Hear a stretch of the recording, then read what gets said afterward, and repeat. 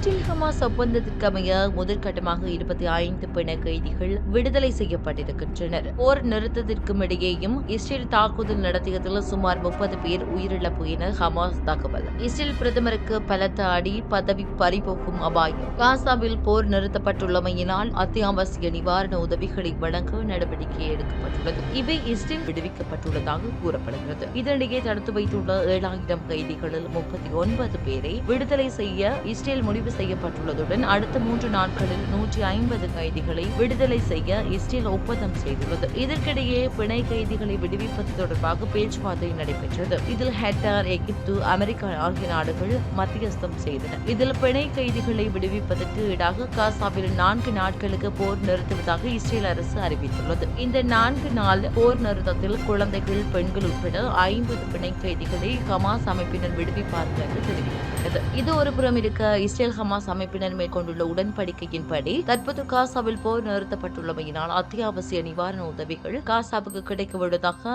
தெரிவிக்கப்படுகிறது. எகிப்தின் ரஃபா எல்லையில் இருந்து காசாவுக்குள் உணவு, எரிபொருள் உள்ளிட்ட மனிதாபிமான உதவிகள் நிரம்பிய லோரிகள் சென்ற வண்ணம் இருப்பதாக சர்வதேச ஊடகங்கள் செய்தி வெளியிட்டுள்ளன. அதன்படி எகிப்து மற்றும் ஐநா அனுப்பிய 4 எரிபொருள் லோரிகள் தெற்கு காசாவுக்குள் நுழைந்துள்ளதாக இஸ்ரேல் தகவல் தெரிவித்துள்ளது. உலக நாடுகள் வலியுறுத்தல் மேலும் உணவு, தண்ணீர், எரிபொருள், மருந்துகள் என அத்தியாவசிய பொருட்கள் அடங்கிய சுமார் 200 லோரிகள் காசாவுக்கு செல்லவிருப்பதாக தகவல்கள் தெரிவிக்கின்றன. கடந்த 1 மாதத்திற்கும் அதிகமாக நடந்து வரும் போரினால் காசா மக்கள் அத்தியாவசியமான உணவு, தண்ணீர், மருந்துகள் இன்றி தவிப்பதோடு மின்சாரம், இணைய சேவையும் அங்கு துண்டிக்கப்பட்டுள்ளது. இதனால் இஸ்ரேல் போரை நிறுத்த வேண்டும் என்று உலக நாடுகள் வலியுறுத்தி வருகின்றமையும் குறிப்பிடத்தக்கது. இதனிடையே இஸ்ரேலில் அடுத்த முறை பெஞ்சமின் நெதன்யாகு பிரதமராக வாய்ப்பில்லை என அந்நாட்டு ஊடகங்கள் கருத்து கணிப்பை வெளியிட்டுள்ளன. தங்கள் மீது நடந்த தாக்குதலை தடுக்க பிரதமர் நெதன்யாகு தவறவிட்டார் என்றும், ஹமாஸிடம் பிணை கைதிகளாக உள்ள தங்களின் உறவினர்களை மீட்க தாமதம் செய்துவிட்டார் என்றும் இஸ்ரேல் மக்கள் அவர் மீது கடும் அதிருப்தியில் இருப்பதாக அக்கருத்து கணிப்பு மூலம் தெரிய வந்துள்ளது. அதாவது அரசியல் கள நிலவரம், இடைத்தேர்தல் அறிவிக்கப்பட்டால் நாட்டின் அரசியல் கள நிலவரம் எப்படி இருக்கும் என்பது குறித்து கருத்து கணிப்புகள் தற்போது வெளியாகியுள்ளன. அதன்படி தேர்தல் வந்தால் நெதன்யாகு மீண்டும் பிரதமராக தேர்வாக மாட்டார் என்று சொல்லப்படுகிறது. ஹீப்ரு செய்தி நிறுவனமான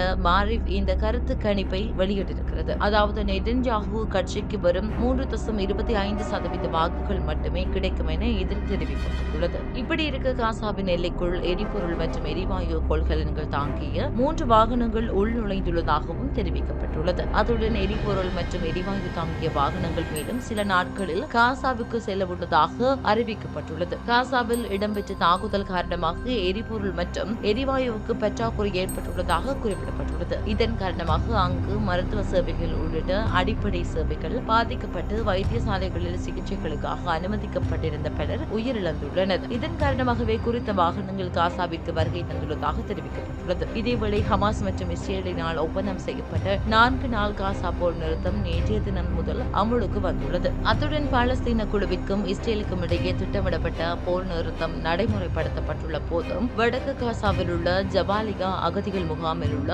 ஐக்கிய நாடுகள் சபையுடன் இணைந்த பாடசாலை மீது இஸ்ரேல் நடத்திய தாக்குதலில் சுமார் 30 பேர் கொல்லப்பட்டதாக ஹமாஸ் தெரிவித்துள்ளது. பாலஸ்தீன அகதிகளுக்கான ஐநா நிவாரண மற்றும் வேலை முகாமையால் நடத்தப்படும் அபு ஹுசைன் பாடசாலையின் மீது நடந்த தாக்குதலில் 27 பேர் கொல்லப்பட்டதாக காசா சுகாதார அமைச்சகம் அறிவித்தது. இங்கு காசாவின் பிற பகுதிகளில் வன்முறை மற்றும் தீவிர குண்டுவெடிப்பில் இருந்து இடம்பெயர்ந்த பாலஸ்தீனியர்கள் தஞ்சமடைந்துள்ள பகுதியாகும். வடக்கு காசாவில் உள்ள இந்தோனேசிய மருத்துவமனையின் பிரதான நுழைவாயில் மற்றும் மின் உற்பத்தியாளர்களை குறிவைத்து இஸ்ரேலிய படைகள் புதிய தாக்குதல்களை ஆரம்பித்துள்ளதாக அறிய முடிகிறது. 200க்கும் மேற்பட்ட நோயாளிகள், மருத்துவ ஊழியர்கள் மற்றும் உள்நாட்டில் இடம்பெயர்ந்த மக்கள் தற்போது ஃபீட் லஹியாவில் உள்ள மருத்துவமனையில் உள்ளதாக தெரிவிக்கப்பட்டுள்ளது. இதற்கிடையில் இஸ்ரேலிய போர் விமானங்கள் தெற்கு காசா பகுதியில் உள்ள கேன் யூனிஸில் ஷேக் நாசர் சுற்றுப்புறத்தை தாக்கியுள்ளன. இதில் குறைந்தது 5 பேர் கொல்லப்பட்டனர் மற்றும் டசன் கணக்கானவர்கள் காயமடைந்தனர் என்று அதிகாரப்பூர்வ பாலஸ்தீனிய செய்தி நிறுவனமான வஃபா தெரிவித்துள்ளது. வடக்கு காசாவில் ஷேக் ரத்வான் பகுதியில் உள்ள